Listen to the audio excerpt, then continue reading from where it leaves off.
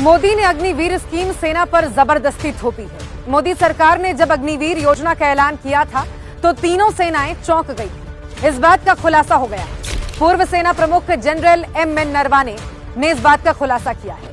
आपको ध्यान होगा, राहुल गांधी ने संसद में खड़े होकर अग्निपथ स्कीम का विरोध करते हुए कहा था कि अग्निवीर योजना आर्मी के अंदर से नहीं आई है, ये सेना पर थोपी गई है। ये जो अग्निवीर योजना है ये आर्मी के अंदर से नहीं आई, ये कहीं और से आई है, ये आरएसएस से आई है, होम मिनिस्ट्री से आई है। राहुल गांधी के लोकसभा में दिए इस बयान पर अब तत्कालीन पूर्व सेना अध्यक्ष जनरल एम.एन. नरवाने ने मुहर लगा दी है। पूर्व सेना प्रमुख जनरल एम.एन. नरवाने ने अपनी किताब फॉर स्टार्स ऑफ डेस्टिनी में इस बात का खुलासा किया है। नरवाने ने कहा कि पीएमओ से अग्निवीर योजना के ऐलान से तीनों सेनाएं चौंक गई थी। नौसेना और वायुसेना के लिए तो ये सूचना एक झटके की तरह आई।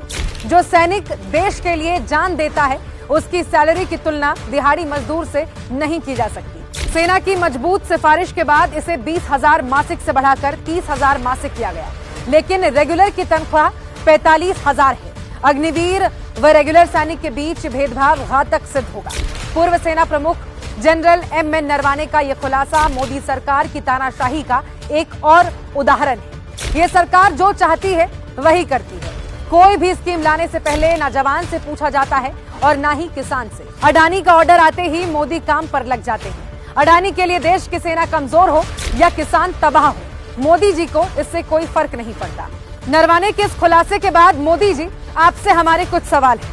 प्रधानमंत्री ने अग्निपथ स्कीम को भारतीय सेना व तीनों सेना प्रमुखों को बिना बताए व बिना पायलट प्रोजेक्ट किए क्यों लागू किया? सेना पर यह स्कीम जो ना देश हित में है ना ही युवाओं के हित में है, फिर आखिर इसे क्यों थोपा गया?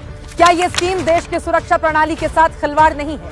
जब यह स्कीम देश की सुरक्षा, सेना व युवाओं के हित में नहीं है तो आखिर इसे तुरंत प्रभाव से बंद क्यों नहीं किया जाता?